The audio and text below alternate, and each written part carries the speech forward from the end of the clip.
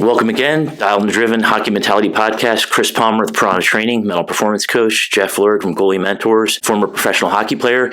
Every week we try to bring you guests and ideas of things that are actionable for you. And this week we've got something special. We are going to talk about hockey from every single side. And in this side, we're going to talk about a really, really special athlete who's been amazing. She's actually the producer of our show.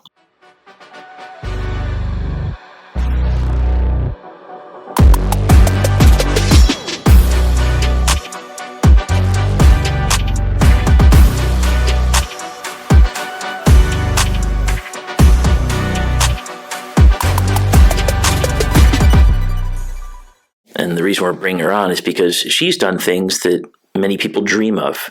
And it's great to talk about that from her perspective. Jeff, will you lead us out? Yeah, we'll talk about a handful of things. Someone who we've mentioned a handful of times in the episodes. Someone who we were confident enough to say, hey, do you want to be a part of this journey on the podcast? Someone who I greatly respect and love being around each day. So Miss Natalie Ferenc is our guest today. Many things we're going to talk through, but Natalie, you can introduce yourself and give us a little background on who you are, where you came from, and we'll get into more details as we move along. Yeah, thanks, guys. I am super excited to finally be on this podcast, but a little bit background on me. I grew up Metro Detroit market. Family really did not know anything about hockey.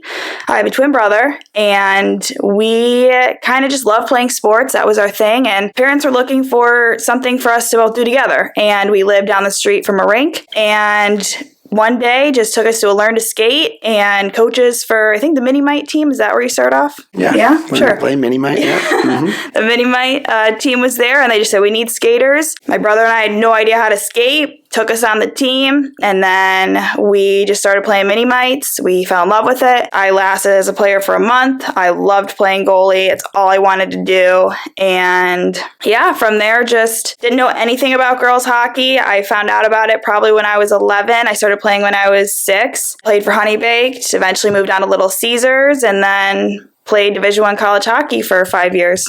Yeah, and that's when I met Natalie. I think she was going into her 4th year. She played 5 years of college hockey. We'll get into kind of that path. But that's when I met her. I know what my first impression of her was, and I've known her now for a few years. But I'd like Chris to kind of fill us in on what the impression that Natalie's made on him. He's only known her for 4 or 5 months, personally.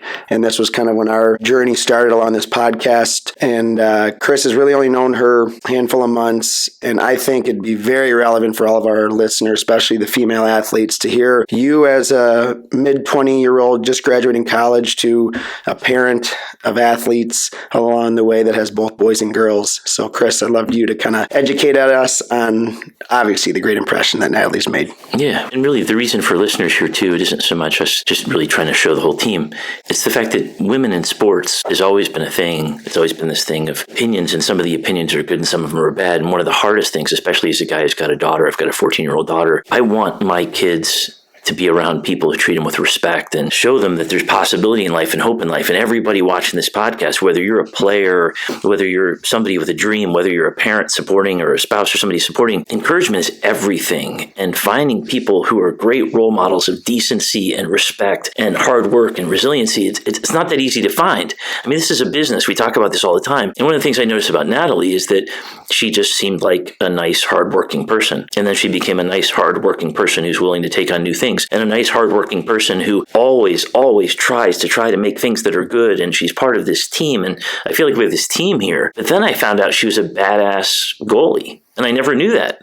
She wouldn't tell anybody. She's humble. So to me, I was blown away that there's this person who's really, really, really amazing. And you are. And you're such a role model for humans. And certainly a role model for women. And I just love the idea of you being on here because you embody all the things that I hope my daughter will be exposed to. I want my daughter to know someday that when somebody tries to push on her in the wrong way, she can stand up and say no. And I want her to know when she hits barriers in her trying to progress through her life, she has a chance to actually have something good. And it never happens without either encouragement or some kind of hope that you can get back up. And that's what you embody to me. You're a person who's like, get back up. You're a person who give everything you have. You're a person who doesn't worry about stereotypes and barriers. I love that. And that's why I wanted you on here for so long. It took forever to get you on here, because I think the stories that you have are going to help not only my daughter, but every daughter, every female, and really every person, because it's not just a story of being a woman in sports. It's a story of being a girl in sports. It's a story of being a kid in sports, and a story of being an adult who's going after things that you really want. It's awesome. So. Yeah, and before we let her acknowledge all the compliments, because we give them to her frequently every week. We're like, hey, Nat, great job on the episode. So I always feel bad saying too many great things to her. She's probably sick of us. But I will say just the last piece of that is the reason everything you said is true. I have a 7-year-old daughter. Every week she's saying, hey, tell Natalie I said hi. And I drop her off at school today. Tell Natalie good luck today. Oh, so you are, and you don't know it at the time, but you are the embodiment of a great role model, not only because you're nice and caring, but also you are responsible, you're reliable, you're super results oriented, which I love, and that's why you're part of the team. So if you can kind of fill us in and the listeners in on how at 24 years old you were able to create this amazing impression to us in your first path in the professional world, we'd love to hear a little feedback on your background. Yeah, you guys, thank you. That was really nice of you guys to say all that. But honestly, I think it started really young. I played boys hockey. I grew up just with my twin brother, and my parents always were very good at saying, great job. Like, you did so good. Great job in hockey. I was always a good student, but just internally, I was raised to just try my hardest and have whatever your hardest be, like, be happy with that. If that's not the results you like, work even harder. So I do have to thank my parents for that. And my mom specifically, she was a huge supporter for me, especially in hockey, but I have that competitive edge. I was born with it. Maybe it was nurture, but I just love to excel and I don't want to say be a winner, but in every task that I did, know that I gave it my all and feel rewarded that I gave it my all. I've only known you a few years, and I've told you this a handful of times, but when you first attended one of our goalie camps, you were, like I said, your 4th year in college. Rob Liddell, one of our goalie coaches on staff, knew you, had trained you, had brought you into our college and pro camp, and I had never heard of you. You'd never heard of me. That was 3 years ago about. And you made, obviously, a great impression on the ice, but never overthought it. Hey, a nice girl, seems to be a really good college athlete, seems adaptable, seems focused, on time, all those things. Then it transpired into, hey, seems like a great, responsible girl. We're looking for some staff instructors for the next 2-3 weeks of the summer, which then you happened to be available. And then from that point on, it was day after day, time after time where I could trust you. Didn't matter. You knew nothing about future pro USA goalie mentors, Jeff Lerg, nothing about it. And you just were there. You were on time. You did your job. Please, thank you. And moved along to the next day. And over the course of time, all those attributes remain the same, which is why I want you on my team. This is why I spend so much time wanting to be around you and work collaboratively together.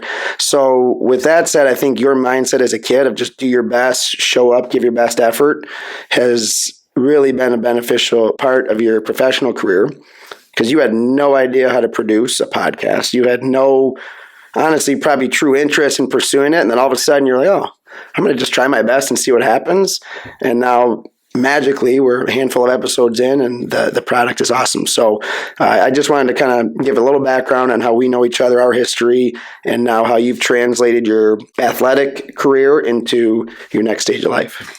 Yeah, I think a lot of things that kind of fuel me in that way is that, again, I like to give my all on everything, but I was never really pressured into playing hockey or playing sports or you have to get a 4.0 in school. Like, I just had this internal drive of I just want to try my hardest and succeed in any way. And in hockey, like, again, I was never, you have to do this. You have to be the best goalie. Like, I never had goalie coaching growing up. Everything was self-taught.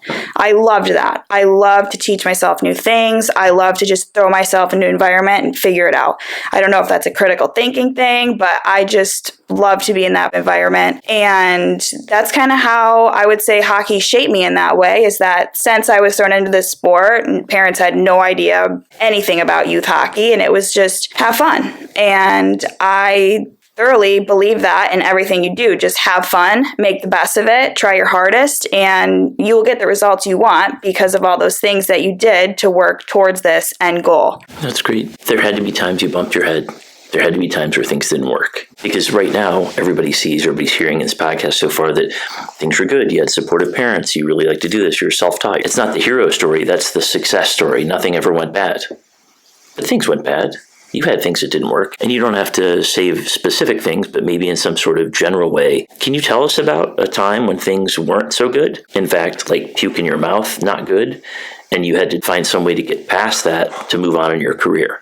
Yeah, sure. I mean, I didn't really start taking hockey that seriously because I didn't even know girls could play college hockey until I was, I think, 14U. My coach said, "Hey, Natalie, like, college coach reached out to you." And I was like, "What do you mean? I'm 13, 14 years old. College, what?" And he was just letting me know, like, "Hey, this college reached out to you. They're really interested. They want to talk to you and potentially have you for a visit." And I said, "I don't even know what that means." So I was pretty much oblivious to a lot of things. But once I started getting back on the path, I was thankful to have Rob Liddell, goalie coach, once I went to Caesars. And basically, I just kind of kept my head down and kept having fun. And I eventually made the U.S. U18 national team. And that was kind of a breakthrough for me. Oh, you're actually kind of good at this. Like, good job, Natalie. Even though you didn't have this as a goal, you achieved it, because I just always wanted to be better, and I didn't think I was that good, respectfully to myself. But I always played with really, really high-end goalies. Michigan Market, when I was growing up. I mean, right now, a lot of them had great college careers, potentially going into the PWHL. So I was surrounded by tons and tons of very good hockey players, and a lot of my friends played Division I or D3.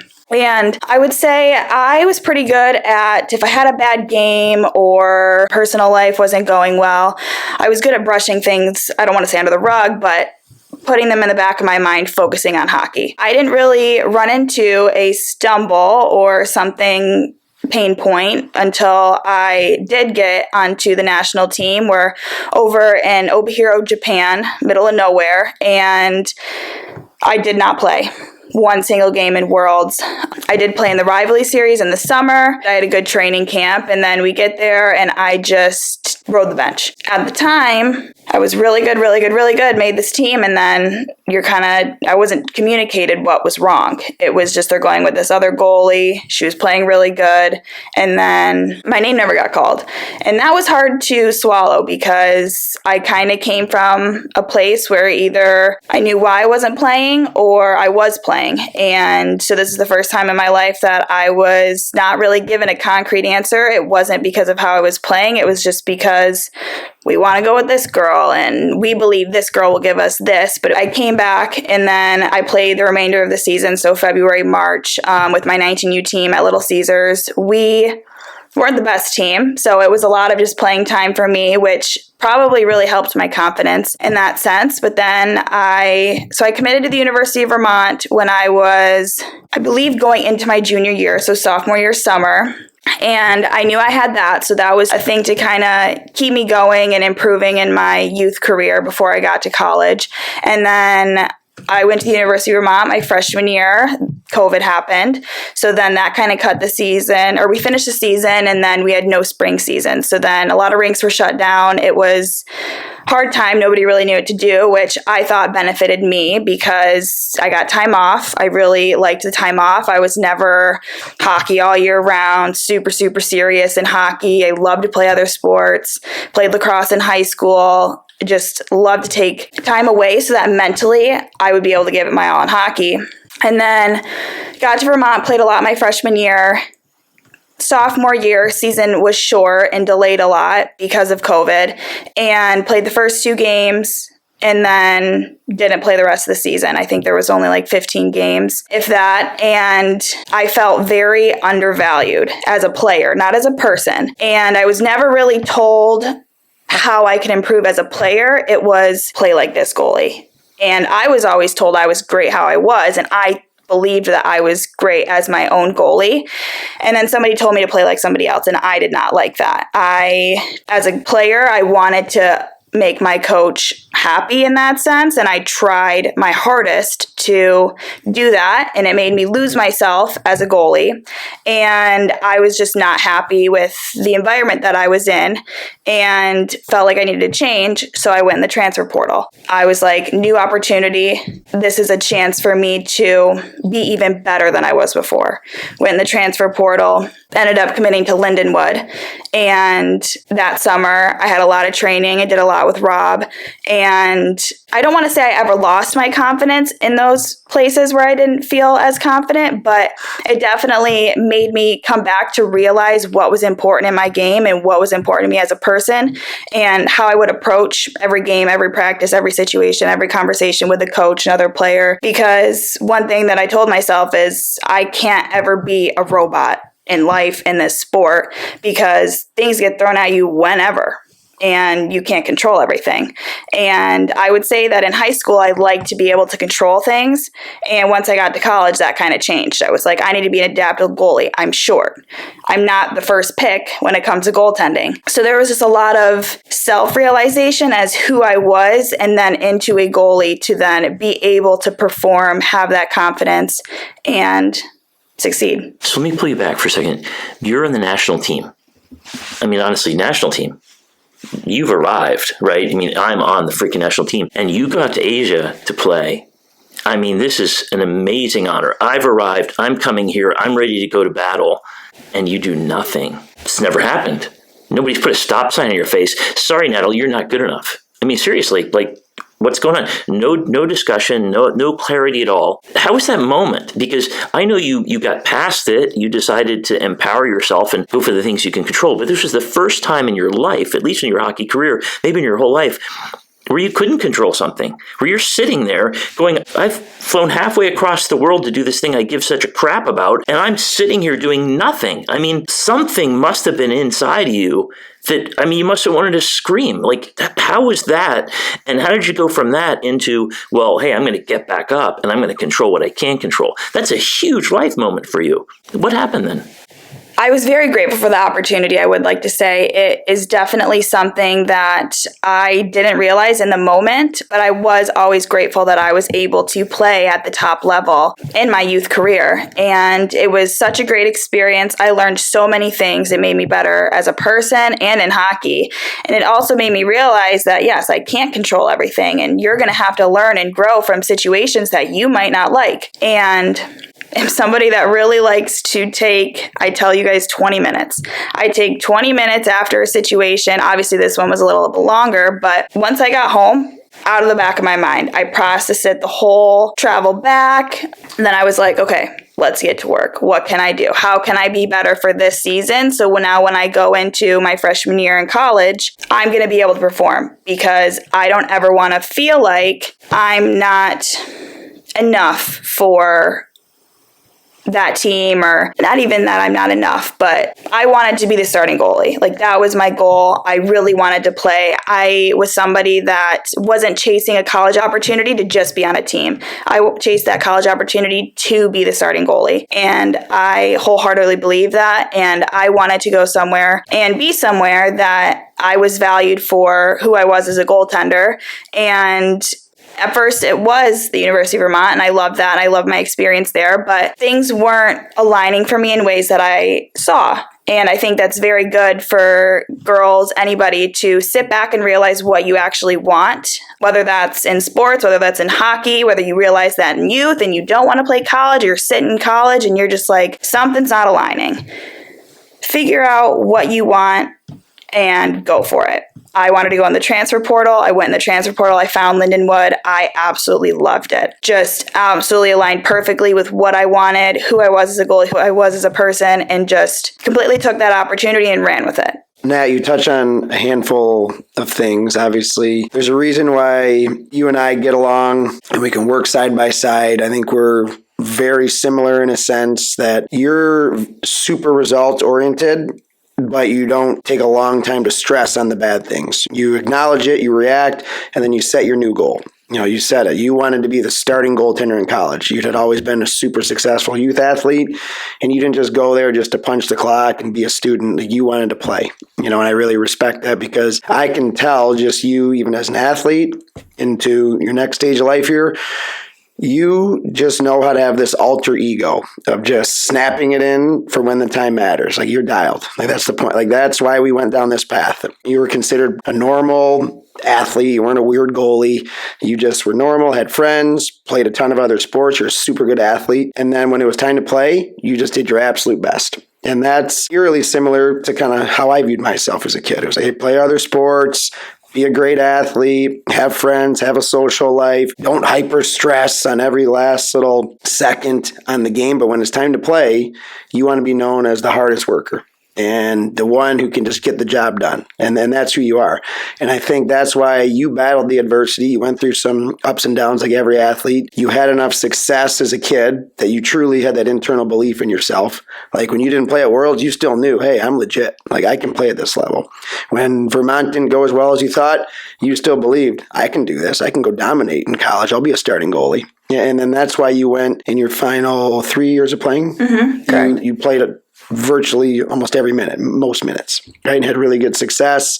At that point, when I had met you, you had 2 years left to play, and then I started to kind of track who you were as a goalie. I didn't know things would transpire into this, but I just wanted to see, how is this girl? Like, she made a great impression on me. I'd love to see how she does, and then one game, I think you made like 65, 68 saves or something, right? So like, I was like, dude, this girl is awesome. So I think that those attributes that you had as a kid, that internal belief, that task-oriented, that great nurturing environment, set the foundation for you to achieve success and have an awesome and a fun college career, right?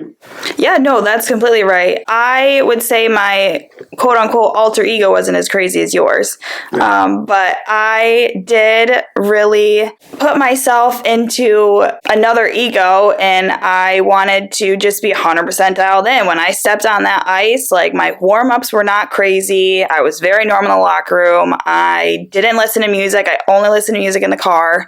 And once I got to the rink, I just stretched here and there, and This is so wild. I watched the game natural before. athlete. She's a natural athlete. Like, I would be doing homework in the hotel in college right up until the bus left. Like, I was not anywhere near like most people would say goalies are. The only really crazy thing is, people honestly probably don't know this of what I would do. Like, I would get stretched, but in youth hockey, I would do my own little stretches, and then I'd get on the ice and I would just be really dialed in for warm-ups. I had to stop every single puck in warm-ups. When I got to college, injuries and just kind of your body getting worn down, like, it changed. I would go to my athletic trainer, get taped, get wrapped, and then go up for warm-ups with the team. That's it. Walk back down to the locker room, hang out, slowly get dressed. Then once we got on the ice for warm-ups, I had to get all my glove saves, all my blocker saves, and then try and stop every single puck that I could in warm-ups. But I would only be in every single drill for probably 5 shots. Like, I did not overdo myself to where my mind was like, oh no. Like, it was, you're gonna see these 5 pucks feel so good, and then the second you don't have to be in a drill anymore, off the ice. Ran off the ice. I was always the first person off the ice. And then I'd take all my gear off. People thought I was crazy, but I hated sitting in my gear. And then put all my gear back on for the first period, and then sometimes I drink my water and never really had anything crazy. You got to get more superstitions. This is driving me nuts. I never tape my stick, hardly. This is awesome. I never put on a certain leg pad, but I honestly do think that attributed to a lot of things where, like, I felt like I had to be mentally calm. And if I worried about these superstitions or things that I couldn't control, then it would put me into a heightened mental state that I would not be able to thrive in. So I was very needed to be calm, and just that was how I felt like I thrived off of. It's so interesting. You go back to this idea of the sense of calm and this things I can control. It seems like a theme, and it's really awesome. And along that line, there is something really, really out of control that we all know of. We certainly know that in our country, women couldn't vote for a long time. there are lots of women's rights that didn't exist. And there's threats, even in current day, to women's rights all the time. And hockey is certainly a very, very popular, male-dominated sport. Most of the coaches are male. Most of the programs are male. And in many parts of the country, if girls want to play, they have to play with guys. They can't play with girls. There's not that opportunity. And I know you actually kind of like that. You kind of like the intensity and people not taking it easy on you. But I'd love to talk in this landscape, especially to anybody who's got girls or any girls listening. How do you go about going in this world where you know for decades it's been a man's sport for decades, and you found a way to come and play with men? No problem. You found a way to play with girls? No problem. You found a way to get past all the other things that happen. Can you tell me your perspective at all? Anything that you even thought of around this? Because there are people in Florida, for instance, there's girls who play in high school and they get checked by guys. I mean, guys who want to send a message to these girls and they'll blow them up. It's horrible. I mean, to this day, this isn't like something that happened 20 years ago. In the last 2 years, I've known of guys who will just blow up a girl on a high school team just to send a message. Do you have any experiences around that or any thoughts that might be useful to people who are trying to make it as a female or try to help encourage somebody who's a female in this sport with the massive influence of guys and men? Yeah, it's definitely a topic that needs to be talked about. I do want to say that I was very thankful.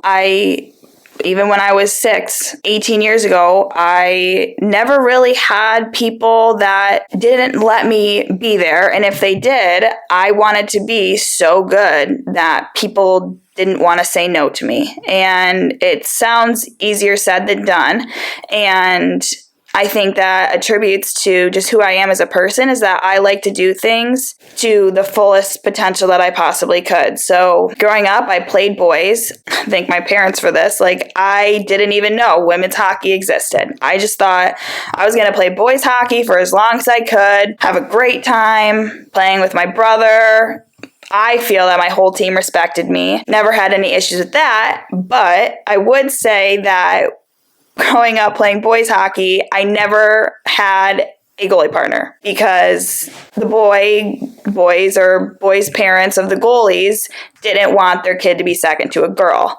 And I didn't realize that at the time as much, but I guess looking back on it, it is a little weird to think about, like, why were you so intimidated by a girl? We're playing a sport, we're having fun, like, it wasn't that serious. You could be me at any given moment, and I could be you at any given moment. I was like, why didn't you put that as motivation? And I think the mental side comes a lot into that of something happened in your life or you weren't taught a certain thing to be able to respect any individual. It doesn't matter if you're a guy or a girl. I think respect plays a huge part of that. And I go with that in life. I mean, I'm the only girl employee and I'm not intimidated by that at all. And I think that's a lot of nurture is that the guy is intimidated with a girl walking into a male-dominated field. That says more about the guy than it does the girl. And I just like to be confident in what I do. And I did have a very good environment growing up to make me be able to be who I am in this way. But again, like, unfortunately, girls are going to have to get pushed down and get back up and get back up. And that's going to say a lot about the girls and how resilient they are because they're playing hockey because they love it.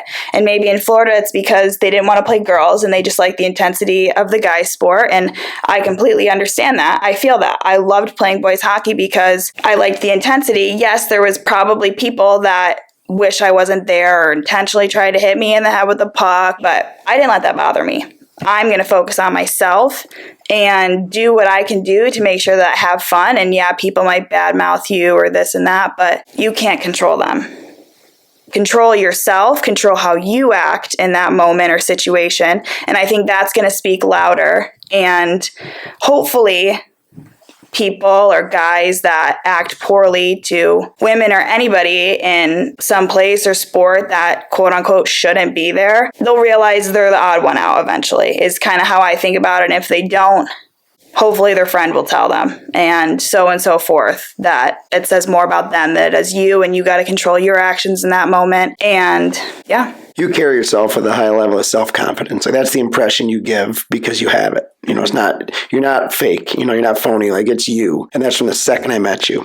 you have a self-confidence, you have a belief in yourself. And you had mentioned before, like your parents, when you were growing up playing, they didn't know much about hockey or sports. They didn't have a long athletic background, kind of like the environment that I grew up in. But they always told you, good job. They always applauded your effort, not your technical skill. Mm-hmm. And as we've navigated, Chris and I, through our professional paths, we come to see that as a very consistent point for those who have that self-confidence. Their efforts were embraced when they were younger, and it became more about give your best as opposed to analyzing and critiquing a child's play in their competitive sport. So I believe the way that you were brought up had a tremendous impact on who you are now.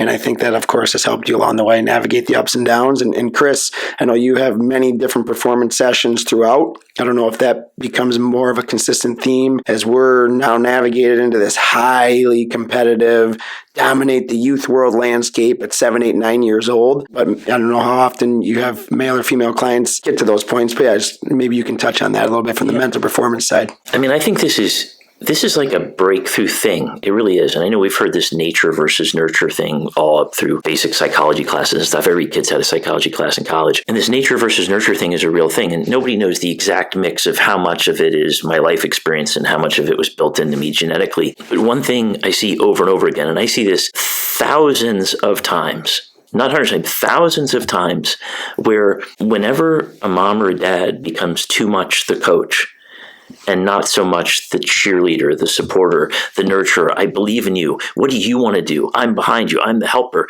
The parents who are that, their kids just have more of an ability to be resilient. It's not the only way, because honestly, there's a guy who almost committed suicide. He's an NHL guy. I forget his name. There's a big article on him.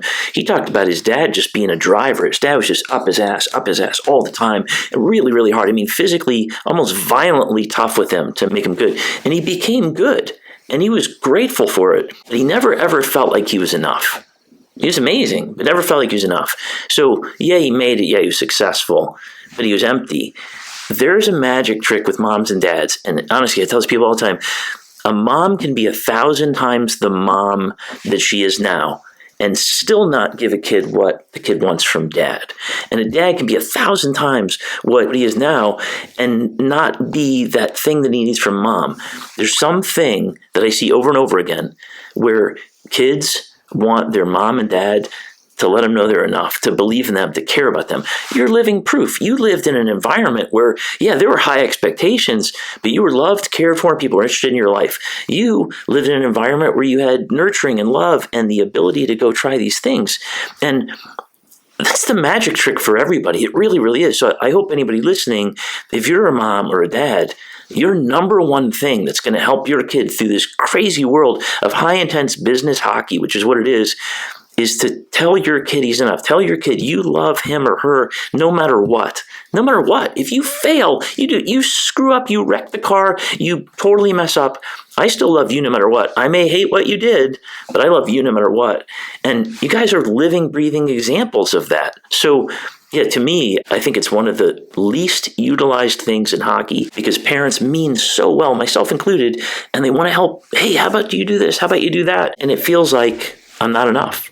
So I'd love to ask you, do you have anything else that you'd love to say to girls in hockey, women in hockey, coaches in hockey, female coaches in hockey, anything you'd want to share? Because I just feel like your story is everybody's story. Your story it's the path, right? It's the path to doing well, and then, oh my gosh, have my ass handed to me. I'm not playing when I'm over in Asia, and then, okay, well, I'm going to allow myself a plane ride home and feel like crap, and then I'm going to get back up, and I'm going to go for what I can control. And then college, what do you mean I'm not playing after 2 games? I'm not playing after 2 games? The rest of the season? Ever? And you felt bad about it for a while, you acknowledged it, and then you got back up, and you decided I can control things. And when I tried to do the things I can control, good things happen. It's an amazing story. Is there anything else we're missing? Anything else you want to share that you think that some 8-year-old girl in a house league in Florida trying to figure it out, and all of a sudden it gets a little nuts, or somebody in 14U or 16U, do you have anything else you think that might help them? Yeah, I think the biggest thing that I really want to give people is just to have fun. Like, I always viewed hockey as something that I looked forward to. It was something that was super fun for me. I can say the same when I played lacrosse. It was so fun. I looked forward to it every day. And the process in girls hockey is different from guys. We're not going to juniors. We play 14, 16, 19s off to college. Whether you want to play college or not, there shouldn't be any pressure either way. I know so many girls that played D1 or played D3, didn't want to play D3, played club.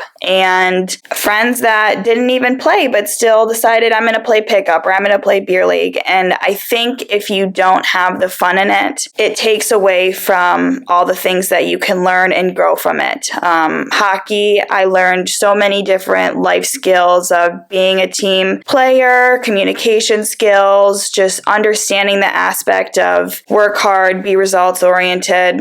And I loved being around so many different people. I loved traveling everywhere. And I think the biggest thing is being able to understand where you are and what you're doing and why you're doing it. If you don't have a why in what you're doing, please think about it. Please understand, at least for yourself, what you're trying to get out of this, what you're trying to get out of hockey, what you're trying to get out of school, what you're trying to get out of friends, relationships, etc. And really just try your hardest. That's awesome. Thank you so much for being here today. I'm so happy that you came here because you give a perspective that we haven't covered yet. But at the same time, you're reinforcing all these other very human things. So I really appreciate that. And really just to summarize this to help our listeners, people watching the podcast, to really see what we're trying to accomplish. Your life and the lesson of this is go for the things you care about. Figure out your why. Figure out why you're doing something, what you truly want in the center of who you are. Hopefully have support around you. Super important to be supportive to these kids as they're growing up. They learn everything from you. On top of that, go into things with everything you have because it's what you want. And if you don't give everything you have less. And then when you hit your head, when things are awful, when things are falling apart and you feel like you're sitting on a bench forever and nothing's working out, you got to find a way to get back up. But before you get back up, you got to feel your pain. And some people express it out, and some people like you and like Jeff acknowledge it. But you acknowledged it. And in life, you've given it 20 minutes. 20 minutes of acknowledgement to feel like crap. And then I'm going to come back and I'm going to get my ass back up and I'm going to figure it out. These are the lessons. Over and over again. Do things you care about. Go for the things you want. When you hit your head, acknowledge it and move on. It's the magic trick for everybody. Jeff, you want to take us out? Yeah, and lastly, Natalie, thank you so much for coming on. I think this might be the first of more with having our awesome producer on. And she really is just to tie everything together. She really does live in the moment and does her best. And that's really the message here. Live in the moment. For all you youth athletes out there, remember to stay dialed and stay driven on your goals. That's the only way you're going to accomplish something. And for those of you who have not yet checked out our YouTube channel, that's where you'll see Natalie's awesome producing with all the visuals, along with all the other great work she does. So make sure you listen on YouTube and our Apple, Spotify, Amazon Music, and all the other platforms. So we look forward to chatting again soon.